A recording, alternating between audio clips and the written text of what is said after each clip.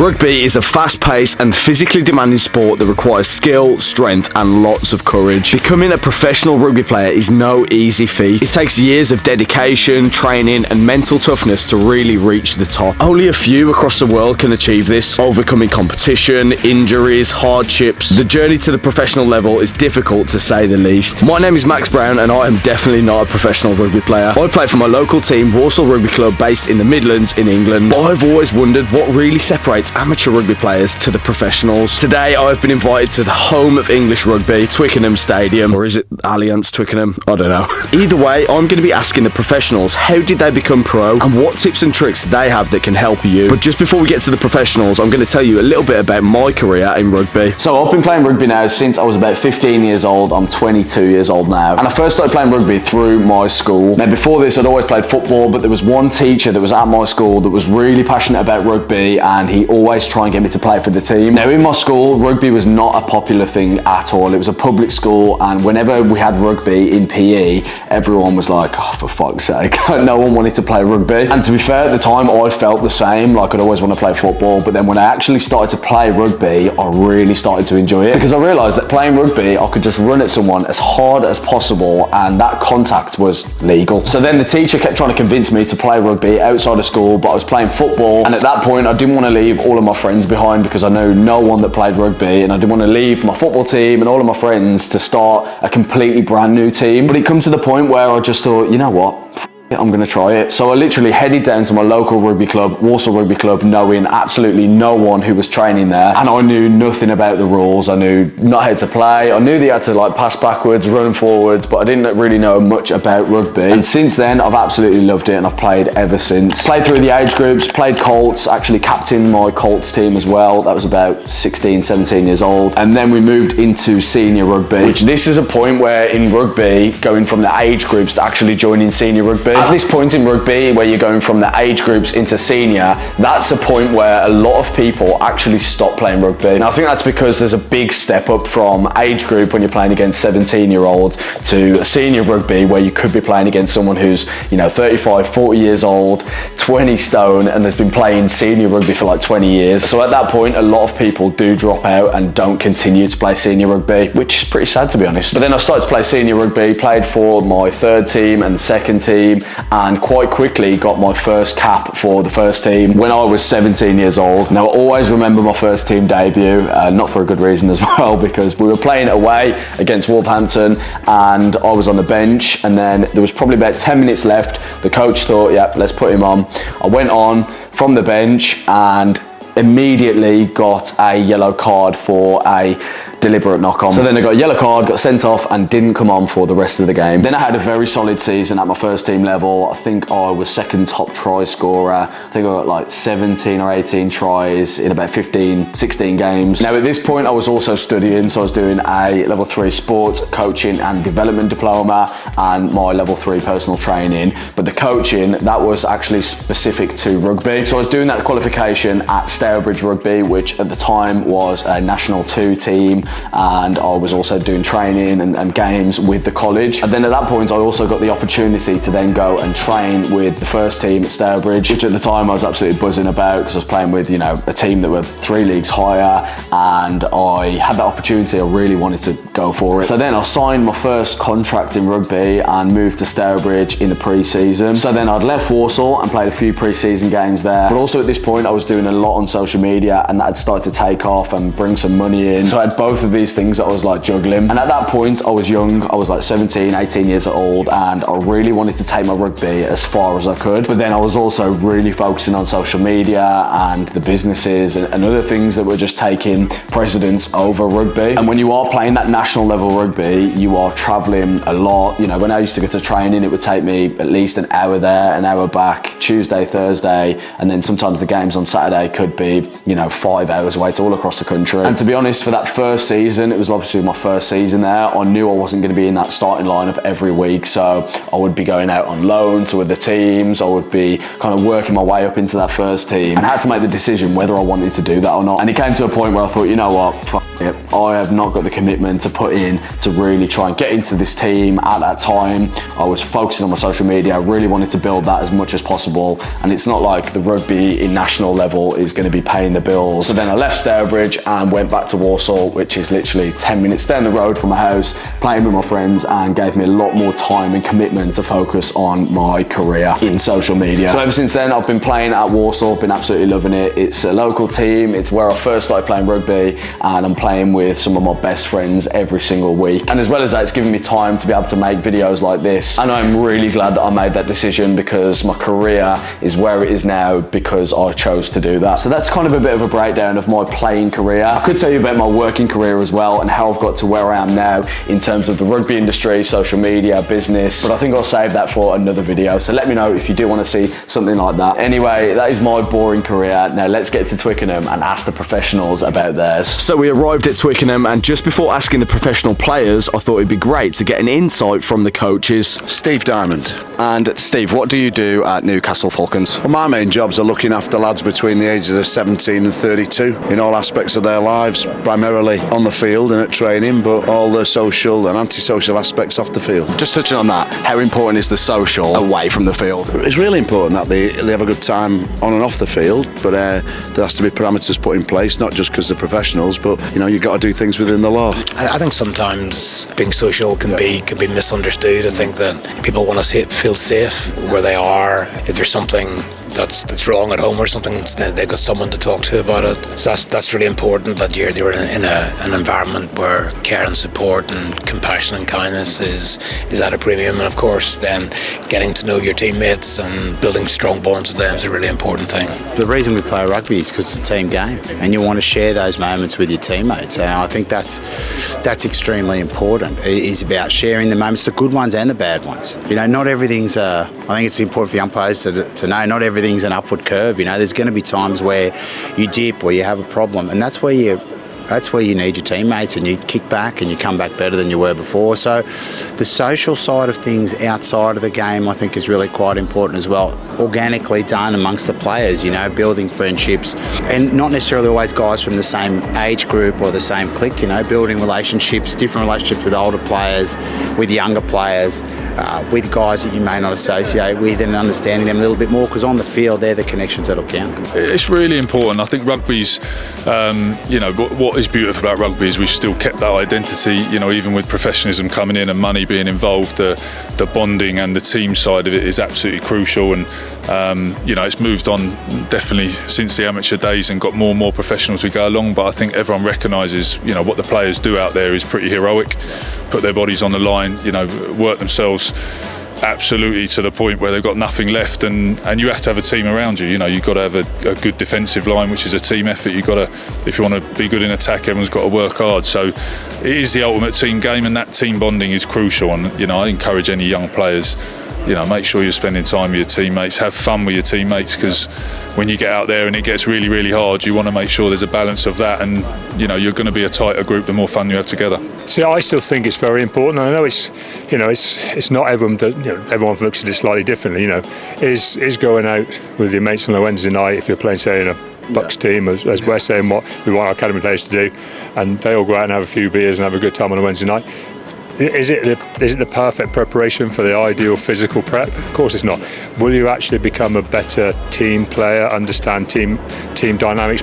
Of course you will. So it's an appropriate level of both of them. And I think that's where I like to look at things. Is there's a way of getting the best out of all worlds, and it doesn't mean you go on the smash every Wednesday and every Saturday, but it also doesn't mean you live like a monk for your entire 4 or 5 years you're trying to be a professional rugby player. Neither one is maybe particularly healthy, so you've got to find your middle ground and where you feel comfortable as a person. We've got guys at the club who don't drink. they go out and socialise with the players as much as the guys who do. It's just finding the happy balance between what guys want to do and what they enjoy doing together. So when you're looking at those younger lads coming through the ranks, you're looking at the 17, 18-year-olds coming out of the academy, what is going to make them stand out from the rest of the training crowd? What's going to make that individual stand out? Well, I think the first and foremost, people would think in other sports it's the skill set, but in rugby really that comes secondary. It's the desire, the work ethic, their ability to concentrate and take information on board and retain that information. Generally, I look at where people come from, what their backgrounds are, and doesn't have a bearing. Rugby union specifically was always linked with the private school sector, but lads like me come through a different route, and I look for those sort of lads all the time. And what you can find many rough diamonds in those schools, and I always promote kids through the academy who've come from those, sometimes non-privileged backgrounds. Dependent upon the position that are relatively specific. I think you'll look for some good professionalism, or when I say that, a more good preparation, like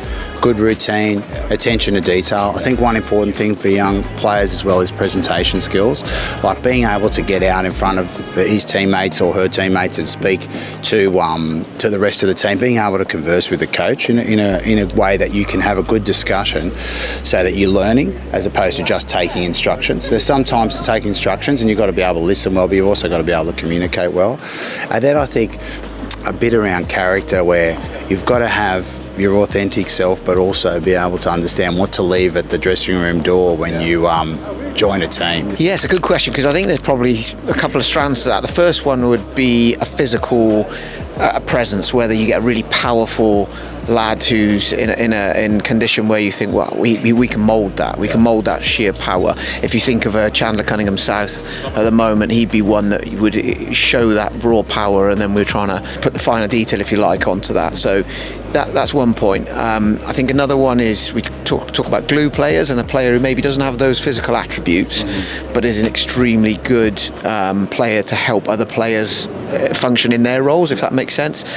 Good leadership skills and a good attitude, so you definitely look for that. I think having young lads who understand what it is quite quickly to be a professional and the commitment they need to make. Some of them make mistakes along the way, and that's all right, that's fine, that happens, like we all do, but the more we can see of that attitude side of it, that certainly helps us in terms of what we want to invest in for the future. I think certainly from our academy point of view, the thing we look for is always to start with an attitude, the attitude that they want to get better, that they want to learn, they're willing to work hard and have a bit of fun as well, and enjoy themselves. And I think so that's the first thing would be how they approach the game, how they handle themselves and how they get stuck in. I think the first bit is hunger.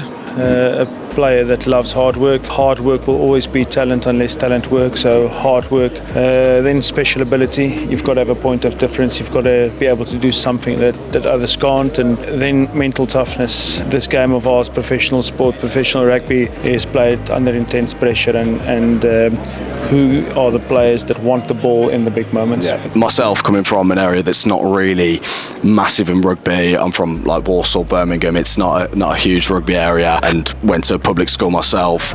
What kind of advice have you got to maybe some young kids who are aspiring to become professional, but they don't have that private school education, or they're not in that clear route that a lot of people think might be the only route into rugby? I think anybody who's got anything about them, whether you're 15, 16 or even younger, you got to play for your school team. If your school don't play, and there's a lot of schools don't play rugby, there's hundreds of rugby clubs who play on a Saturday and a Sunday. Get yourself involved with them, because the area of rugby which is massively growing is mini rugby up to the ages of 18. At 18 it has a little bit of a wobble because lads get to work, or they find out other things in their life like women and drinking, which is important. They do find them things, but just if you're aggressive and you're not in a boxing club, then rugby suits you. On the field, players have got to perform well, they've got to be the best they can be, but then how important is being off the pitch, how their behaviour is, and just how they hold themselves as a person? Do you look at that as well as like how they are on the pitch? Yeah, 100%. I mean, I'm considered an old schooler, probably coached more than any of this lot here. But there are simple maths that I apply. There are 168 hours in a week, and I have them at training for about 16 hours, so 10% of their lives are with me. I control them for that 10%. It's what they do for the other 90% which makes them a top pro or not. And what is it that you find in those top pros? What do they spend their other time doing? Is it extras in the gym, with the nutrition? What do you find? Yeah, but you can only do so much of that. But nutrition's really important. You train what you eat to a certain extent. All the old adages of the bodybuilders, it's true. We need these lads to be physically big and strong, so those extras, but more so the lads that want to get on in sport generally want to get on in other things, you know, so not so much education. It's difficult to be a professional sportsman and be a full-time student. I can count on one hand in 25 years lads who've made it after doing that route, and I know the parents out there won't listen to people saying that, they don't believe it, but it's fact. But you can do other things, you know, you can do extended university courses over 5-7 years, and even work experience, voluntary work, I think it's important. But generally, in what I've seen since my day of playing professionally then turning into a coach and to a manager, is the moving away from alcohol and things like that. There's a lot of lads who understand their careers are short, they can make a good living, probably not like football where you can afford to retire, but the network in rugby is enormous, and once business people see what your behaviour is like on and off the field, then opportunities happen when you're 32, 33, and that's the next bit of your life. I'll use a quote by Pep Guardiola: "This beast called football will eat you alive if you're not always yourself." So I'm looking for players that are comfortable with who they are, that have got balance in life. Life is not all about rugby. You know, how are they off the field, how are they with their families, you know, and how are they with other people, because we are involved in a team sport. This is not a sport of individuals. And then people who absolutely love rugby. You've got to be able to love the game that we play, and we've got a beautiful game. So what is one thing that you think a lot of young players overlook in their training? I mean, it's a really boring answer, but it'd be the fundamentals of the game. So pass, catch, tackle, the basics, man. Because to be honest, when you get into the elite stuff, George just walking past here, he'll tell you that's the same stuff. It's the same stuff, and if you've got the base layer there, you can go into any environment and learn the Bristol system, the Saint system, whatever else. You can learn that as you go along. If you've got the fundamentals there, you'll be flying.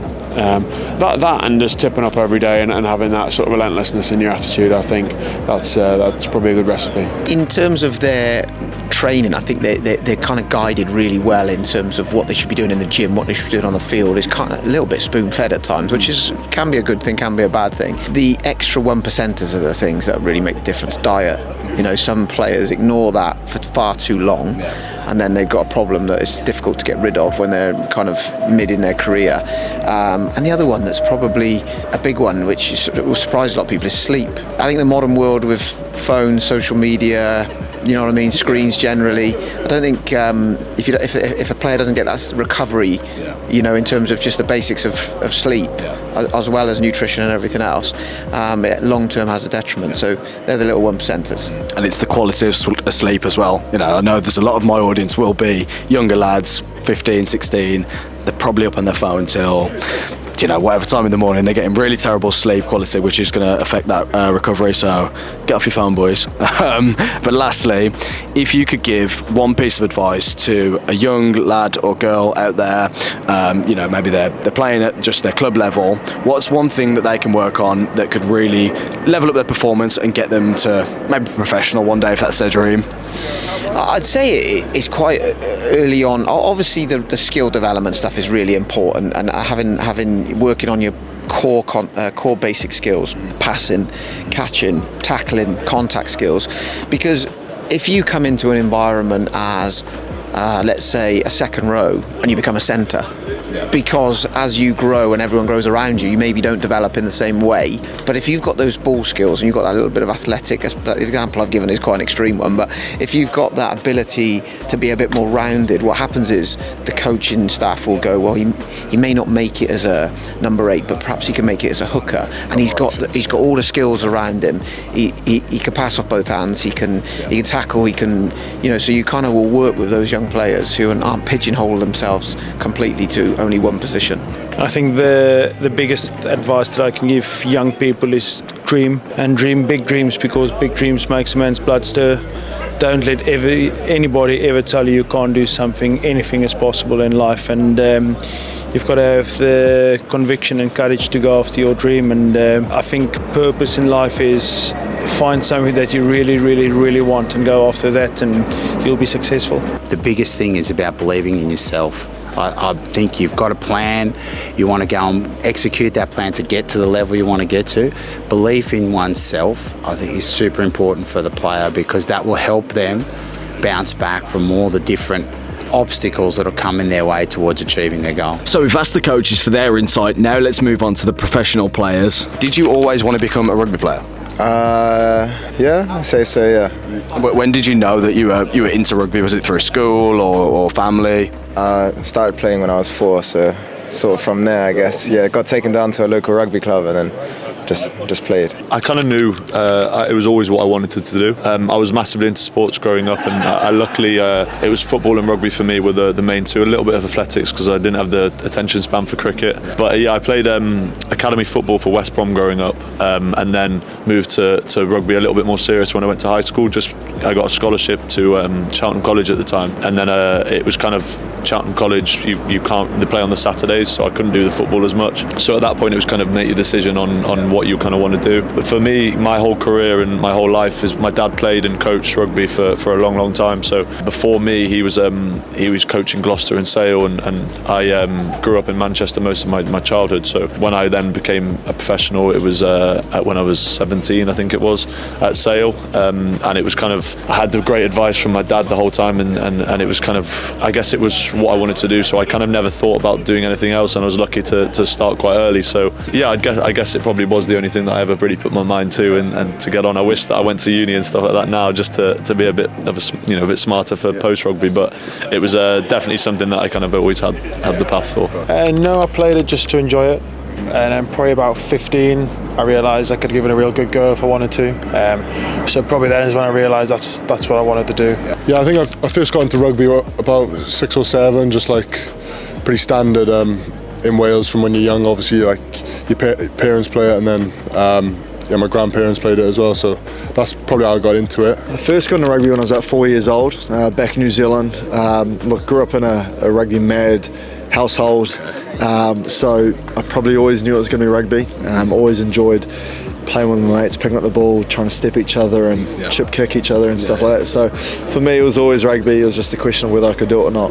I first got into rugby when I was about 6 or 7 years old. My dad took me down to Chester Rugby Club, and I think I loved it from then. But I think when I really knew I wanted to sort of play rugby and make it was maybe when I was like 13, 14. I was watching like players like Manu and people like that I ended up playing with, and they sort of spurred me on and made me think this is a really cool thing to do, and that's probably what drove me to do it. I first started playing rugby when I was about 6, and my dad played before, my older brother played as well, and so I wasn't sure. No, I played a lot of football as well, and then around the 13 mark I had to make a decision because the game stopped both being on a Sunday, so then rugby was then the main focus from then. I got into rugby when I was about 10, 12 years old. Got into it at school and then was enjoying it, playing a lot of football at the time as well. So I was playing like football on a Saturday, rugby on a Sunday. But yeah, and then was loving it. Was doing a lot, and then sort of got picked up by the Tigers Academy, and just sort of went through it from there. We all know that training on the field is so important, but what is it that you did in your early stages of your career? What did you always do at training that kind of you think helped make you stand out? I'd say I'm probably still in the early stages, so I'm probably still learning. Okay, but when you were like 14, 15, coming through those age groups, I probably wasn't very good person to. When I was 14, 15, I was at school being naughty, so I don't really know what advice to give there. And when was the turning point in your career that went from being a bit mischievous, but then actually taking rugby a bit more seriously? Probably say when I flew over to England when I was 18. I suppose that's probably when I okay, let's be serious now. Let's give it a crack. And what was your first experience in rugby in England? It was actually just turning up I was at London Irish, so I suppose turning up there and then just getting involved in a proper training with massive guys. I suppose that was pretty nervous, that. I think something that not necessarily in training, but recovery stuff is massively important. For me, I've had a few injuries, and when I feel poor, feel bad, it then affects you. You're thinking about your body instead of how you perform on the pitch. And for me, if I get that right, I normally go onto the pitch and enjoy it. And the other thing was mainly just trying not to overcomplicate it. If you keep it simple and you're decisive with your decisions, it's often a lot easier, and you actually make the right decisions more because you're not worrying and you're not stressing about it. And for me, I try and play my rugby with a smile on my face as much as I possibly can, because I get the best out of myself like that. And then when I don't overcomplicate it and I'm just keeping it pretty simple, it's good fun, and it seems to have gone all right so far. So that's my main kind of trick, just don't overcomplicate. So I was a bit of a larger kid, so probably the main thing I did about 15, 16 was just get fit, worked hard, lost a lot of weight, and I do think that's been something I've backed for the rest of my career now. Like, I'm fit now, but also that ethic of working hard and things like that, and also realising what my strengths were early. I was a big kid, I was good at carrying the ball, and just homing that in from the age of 15 to where I am now, and I still do it today. It's the bit that's my X factor. It makes me different from everyone else, so making sure that's my standout. Probably just consistency of doing stuff. Like, I was never the best player in each of my teams, to be honest, but if you keep at it, normally the hard work seems to pay off, and you sort of go to the next stage, whether that's from like your district team to like your regional team. So yeah, probably just consistency. Well, I think it's always tough as an academy lad when you're transitioning to that full time. Firstly, your peers, all your mates that you've sort of come together, they're probably out on the drink and a few nights out, and you've got to make sacrifices. If you want to play at the top level, I found you had to be dedicated, and that had, at times was tough, because you got to learn to say no to your mates when they're on a night out. You've got to get up in the morning and train. So I made sacrifices pretty early on, and then I think in terms of getting into the first team, it's about working hard. I think if you can take feedback well is really important, and I think a lot of experienced players will respect young guys that work hard and are willing to learn. So I think if you do those two things, you're in for a good future. Like working hard and trying to just take in every opportunity and try and learn as much as possible. I think half the battle is being able to learn quickly, as well as being like naturally gifted at rugby. So as much as you can just take on and advice from everyone around you, that's probably half the battle. If you're good at something, make it like your super strength. Like, say for me, like, I focused the last 3-4 years all about my tackling, like making sure my tackling's the best it can be, and then that's my point of difference. Do you know what I mean? So like, if you're good at something, so like say you'll be good at running down the wing, scoring tries, stepping people, like focus on that as much as you can. Put as much time in your training, or dedicate 60% of your training to strength. So I think with weaknesses, a lot of people, they focus a lot too much on the weaknesses, whereas the weaknesses should be at a level where it's not a weakness, it's okay, but then that strength that you have, you've got to really hone in on that and make that why you're going to stand out. Like, mate, I'm fairly quick, so I'll just work on my speed and that, rather than working on my passing, because I'm a winger. I don't need to pass. I think that's one of the hardest things. A lot of young players, when they're coming into that first team, when you're going from age groups to first team, you're playing with a lot more experienced players. You probably would have been the best in your school or your age group at one point, but then you're then playing with a lot more players that are way ahead of you. How do you break into that kind of first team, and how important is it to like socialise with the team and listen to those more experienced players? I'd say just sort of ask questions, like learn from the people in your position and stuff. That's what I try to do, and don't be a dickhead, I suppose. Yeah, it's definitely hard. Like, you gotta make sure you show respect to people in your team, but then you can also show them respect by making sure you know all your stuff right, and you're right with your own roles and things like that. But it's definitely hard, but you just got to sort of throw yourself into it. I think a lot of it is leaning on those guys. So those guys obviously have the experience and they have the knowledge to do what they're doing, and you sort of need to tap into that, if you will, and sort of make yourself open and as vulnerable as possible to that advice and to that help to drive you on and to make you get better. I think the whole thing is around, you come into teams where people are so much further ahead than you, but that's okay. It's just as long as you keep trying to get better and keep trying to move forward, like, you're closing down that space. You just got to try and be yourself. Don't let other people like hinder who you are. Stick to who you are, stick to your values, and it will hopefully look after itself. And then on the field is really important, but then the social side of rugby, that's why we play the game. It's a team game. How important is the social and bonding with the team as well outside of the pitch? I'd say it's very important. Having the connections off the field is going to sort of help on the field. and then sort of having those bonds and those partnerships is good. It's a big part for us at Sale, definitely. I think Alex Sanderson, when he came in, he was definitely big on driving those social connections, and having those socials and team bonding activities are huge. So we used to usually try and get in one a month. It doesn't always have to be on the smash, but if it is on the smash, then so be it, because that does make people open up a little bit more and bring those connections, and it's always drives good stories that everyone talks on for years. Yeah, I definitely think it translates across the pitch. We like to social down extra, most games boys will go out and socialise with each other and have a good time. I think it's important, and it definitely reflects how hard you're willing to go for each other in terms of on the pitch as well. So yeah, enjoying each other's company off the pitch is huge. I think nutrition is one thing that a lot of people overlook. They're constantly thinking about what they're doing in the gym or what they're doing on the field. How important is nutrition to you as a professional athlete, and how does what you eat translate to how you actually perform on the pitch? For me, again, it's going to the recovery side of it. Nutrition plays a massive part in that. There's certain foods you can have that are maybe anti-inflammatory and things like that, which I never knew about until maybe a few years ago. Even things like blueberries have got anti-inflammatory responses in them. So little things like that, it goes a massive way for that. And I'm not naturally a big man at all, and I've got to try and keep my weight on. And if I then go and don't eat enough for the week, I lose weight so quickly.